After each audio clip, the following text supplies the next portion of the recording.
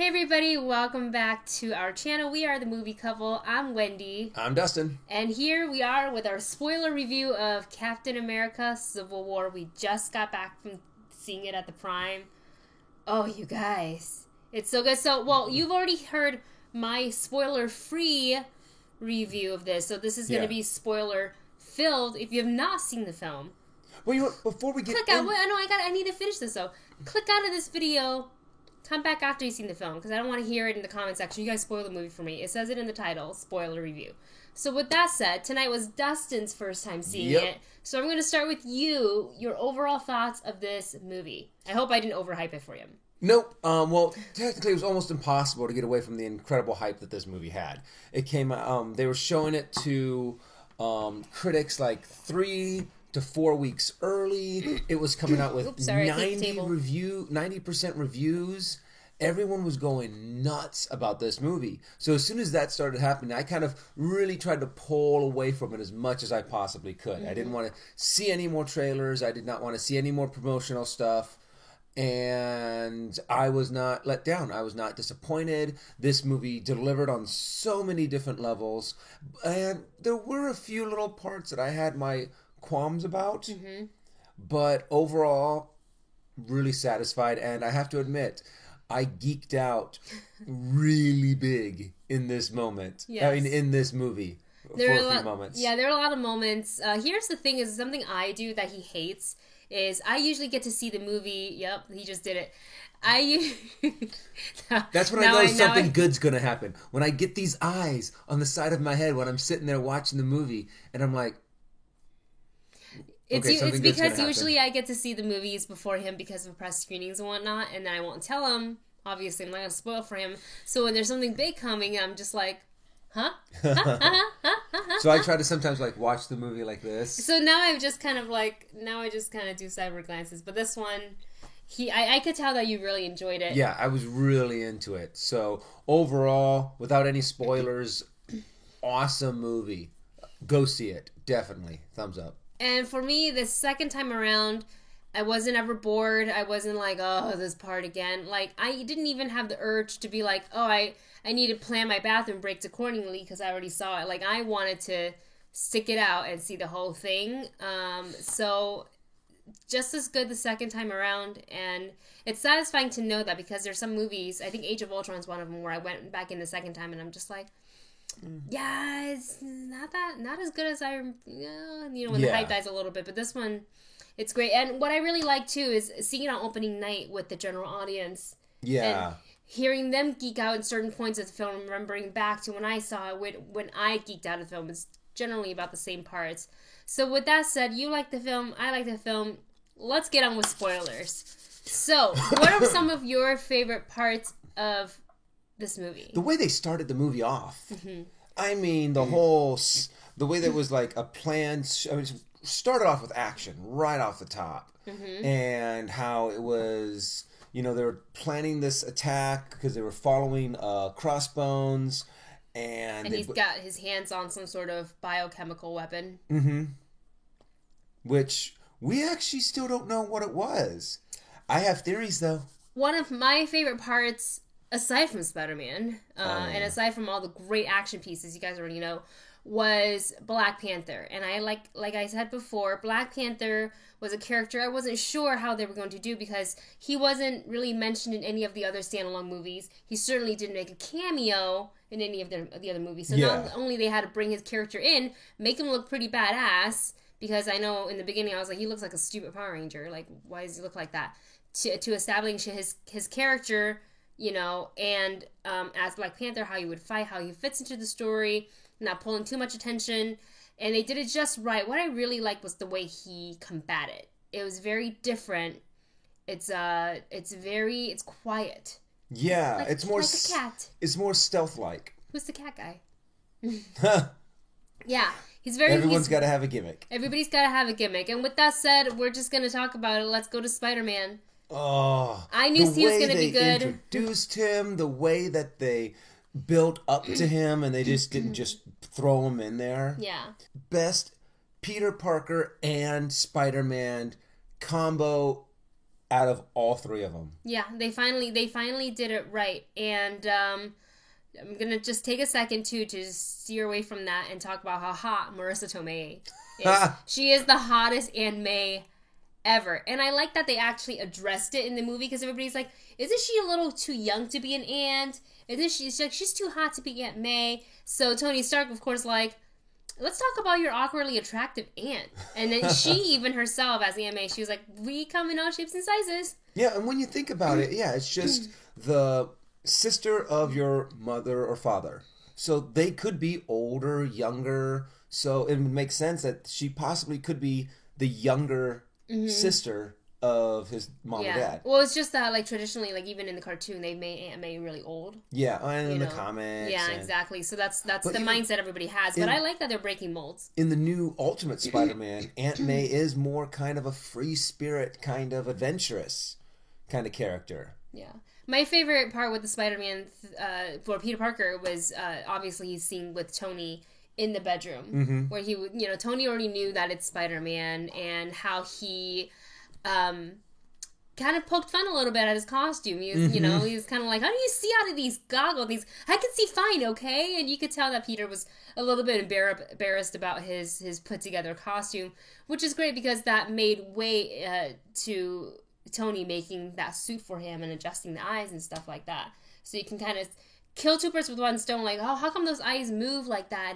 But they made a point to talk about him wearing those, like, really chunky, big goggles to making them look very sleek in the design that we know now. And that's what's really cool about this movie, is how they fit that in everywhere to explain what was going on. They just didn't just do certain things. They had a build up to it, to where they had, like, for example, Ant-Man, where he was like, I've never done this before. Last time I did it, it was in a lab and I threw up. And then he gets, oh my gosh, that was the biggest moment that I geeked out in. Ant-Man came in, right before the airport scene, and it was just really great to watch him still really trying to fit into the Avengers. And even at the end, when they were locked up again, Tony walks by and he's like, who are you? And he's like, come on, man. Come on. And, they're calling him names. They're calling him Tic Tac, and Peter Parker's making fun of him. But when he became Giant Man, every single one of them was like, oh my god. Even himself, even Paul Rudd, you can see his big face. He's like, oh my god, it works. It works. I love Tony's line of, what did he say? Anyone else on our side have a special ability? Any secret superpowers that they want to reveal? Yeah, which is great. Peter Parker's little tribute to Star Wars when he talks about the AT-AT. So fun. You remember that really old movie? How old is this guy? I just really love that the Russos really took the time to make sure everybody blended in. There was a problem too, not a problem, but in the airport scene, and it was Falcon, Bucky, and Spider-Man, and Spider-Man had webbed all of their hands together, and Sam's happens to be like this, so he was able to play with his little Red Wing, and he used that against Spider-Man and Bucky, and it's true, because Bucky said, you could have done that earlier, and it's so true. Could he have done it earlier? Sure he did. Now, had they not said anything, we can all be complaining, they could have done that earlier, they didn't utilize, but they said it. Bucky said it, you could have done that earlier. I hate you. I hate you. And it's those, so I like that in a script like this and something like this, they kind of go back and they really think about a comic book, and there's like, you state the obvious. Couldn't have done that earlier, and that solves the problem is, yeah, I didn't do it earlier. Then you don't have the audience criticizing them. Now you're starting to agree with the movie, and it justifies everything that they do. Yeah. So it's really well written. The action blends in with the dialogue so well.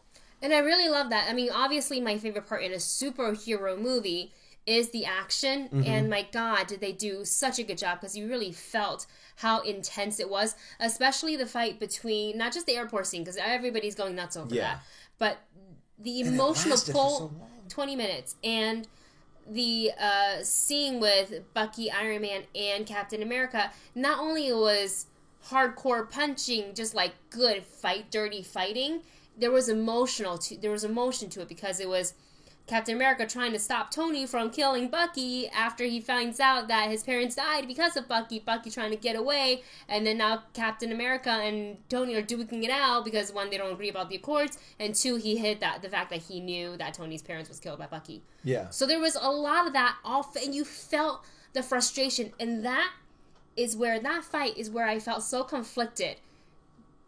Now knowing that, and knowing Tony's pain, do you stay on Captain America's side, or do you stay on Team Iron Man? I'm still kind of on Captain America's side because Bucky was brainwashed. Yes. I mean, would you get mad at Hawkeye when he was brainwashed by... Nobody was mad at him, technically. Yeah. Everybody, I mean, was sucked, but yeah, you're right. No one was mad at him, and it's just... And he killed some people. He killed some people, but the thing is that they weren't personal. Yeah, true. They were deaths, sure, but they weren't as personal as your parents, and they set that up earlier where Tony uses the technology that he's designed and going back to trying to ease his pain of, like, not saying the last words to his dad. Yeah. And, losing his parents at that age and how he's continuing to deal with it. So you know that it's already played a part in the movie. So when they brought it back at the end, you're like, oh, God. It just kind of goes full circle, which is great. Yeah. Were there any scenes that, or moments in the movie where you just didn't like at all? Honestly, I have to say, there wasn't anything that I'm just like, oh my gosh. How do you feel about the villain? True, the villain was weak, but the whole point of the movie wasn't supposed to be the villain. Mm-hmm. Just like in Winter Soldier, it wasn't about the villain. It was about the espionage. It was about Bucky and Cap. It's always about their main characters with Marvel. It's about the good guys. Yeah. So, but yeah, true. The whole thing was Zemo. You're kind of like, what? So you're just some random guy that's been stalking Captain America and Bucky and the Avengers and trying... Vengeance just kind of took over his entire brain, his entire life. I would have liked to have seen them maybe delve into that a little bit deeper. Mm-hmm. Maybe root out a character a little bit more, that he is a little bit more insane.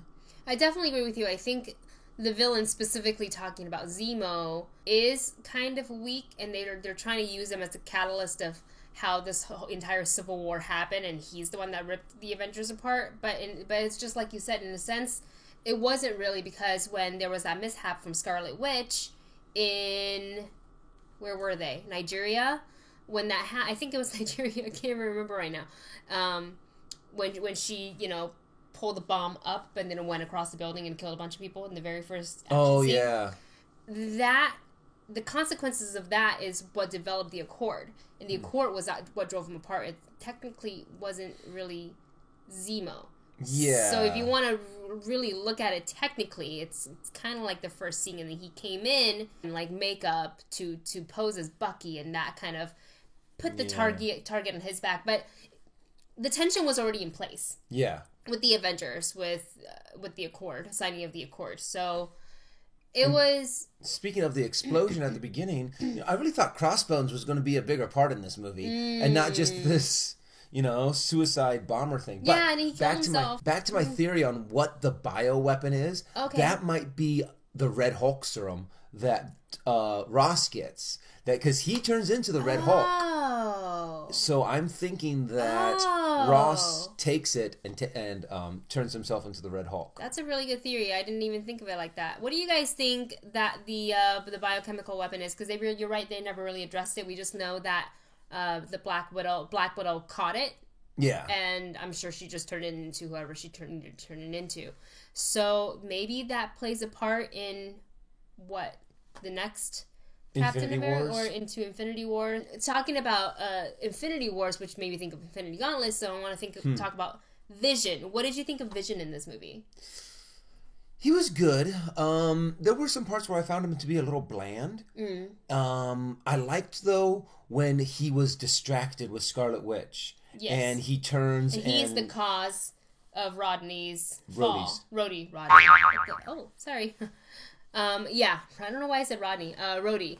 That was seen, by the way, when he was free falling and then passed out from the height, and both Iron Man and Falcon were going for him. Yeah. And you think one of them was going to catch him or something, soften the blow.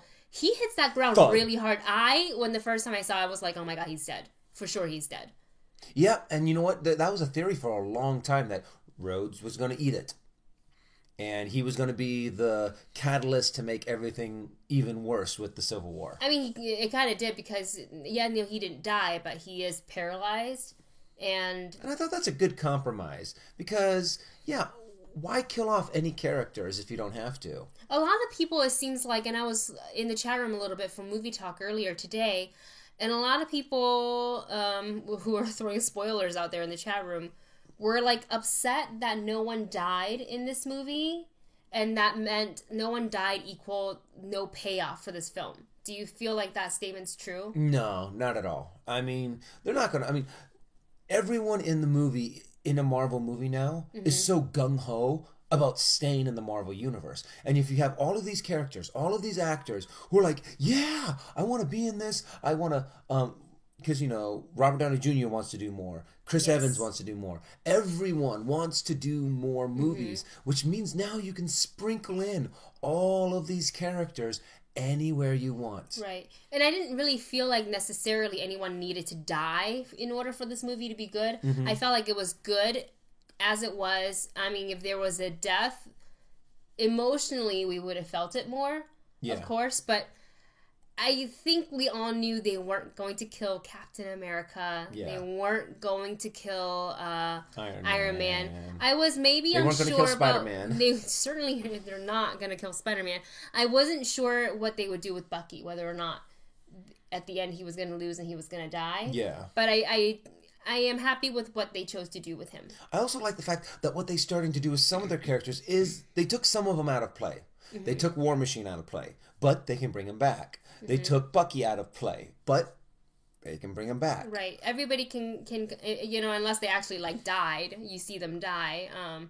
They can all come. Even the dead can come back. I mean, superhero movies sometimes. Yeah, but I think they're trying to step away from that. Right. I think they're trying to be like, we've done the whole killed them, brought them back thing one too many times. You were happy with the movie. I'm happy with the movie. I'm happy with the writing, the script. You guys, the dialogue between the Avengers. Oh my gosh. Just and it's really hard sometimes for me to not see this as an Avengers 2.0 versus just the Captain America 3 movie because everybody is in it. But I do like what the Russos did and this is what they did they stayed true to what the Avengers were from the very beginning, is those fun dialogues, those snips back and forth at each other. There was a scene with Bucky and Falcon sitting in their little getaway car. Can you move up your seat? No. And it's just that tense. It doesn't need anything, it's 2 lines, but there's so much in there, and it's fun for the audience too. I like the kiss, and then he turns back, and both of them are like, "Yeah, you go, Cap." Here's the funny thing, and this was between Tiffany and I when we saw it at the press screening. So Captain America kissed Sharon, and she turns to me, she goes, "Doesn't that creep you out a little bit to know that that's Peggy's niece, and he's kissing her?" And I'm like, it is now. I didn't think about it like that before. It is now. Also, speaking of Sharon Carter, did you see at the end credit when I asked you to the 13? So now it's revealed that she is Agent, as if we didn't know before. I guess the people who were really into the comic books would have known that she's Agent 13, but apparently a lot of people had no idea that she was Peggy's niece. I'm like, but how do we figure that out? I don't remember. With the success that's, this movie is obviously going to be really successful. And with the Russos brothers staying on board for Infinity War 1 and 2, are you excited? Are you looking forward to seeing what this is now? Yeah.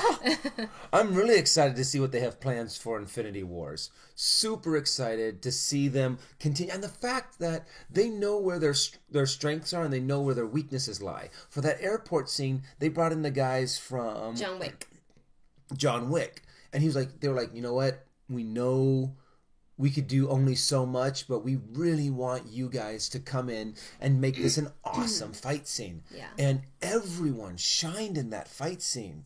Everyone had their moments. Everyone got hit. Everyone got hurt. It was so good. Yeah, that's one of the things that I really liked about this one, be it a superhero movie or whatnot. is that each character still had the ability, especially the ones that are like superhuman, had the ability of getting hurt. Even Cap got his ass kicked quite a bit, even in the opening scene. Mm-hmm. And I really enjoy that it has some realism to it, you know, being in a superhero movie and whatnot. And there are two post-credit scenes. There's a mid-credit scene and then there's a post-credit scene. Yeah. The post-credit scene I saw for the first time today because they didn't show that to us at a press screening. And I love that it was Spider-Man, the aftermath of the airport battle. And it basically said Spider-Man will return. So... yeah, his friend was really big. It's so great. I am definitely now looking forward to Spider-Man Homecoming. Yep. Definitely looking forward to... Infinity Wars 1 and 2. What I'm really hoping about Spider-Man, though, is that they keep it small. They keep it where it's not like... well, it's just like one of the very first Spider-Mans, where it's just one bad guy, and it's just Peter Parker still trying to get his... But they did say they're not going to tell his origin story again. Yeah, they don't need to. They don't need to. You guys, we have 4 to 5 movies before this, so... watch those. It's the same origin. So what is your score for this movie? Oh, let's say... I know, it's hard. Out of a 10, I'm going to give it a 9, maybe an 8.8. I'm going to give it a 9 out of 10. 9 out of 10? Yeah, after seeing it tonight, I'm just like, oh, it's actually really good. You still have the same kind of excitement coming out of it. Yeah, versus Avengers, Age of Ultron, I think... my score for it went down a little bit. So, prediction. How much do you think this will make? Oh. Opening weekend. Okay, we have to go with the domestic box office because apparently overseas it's already made like 200 million. Wow.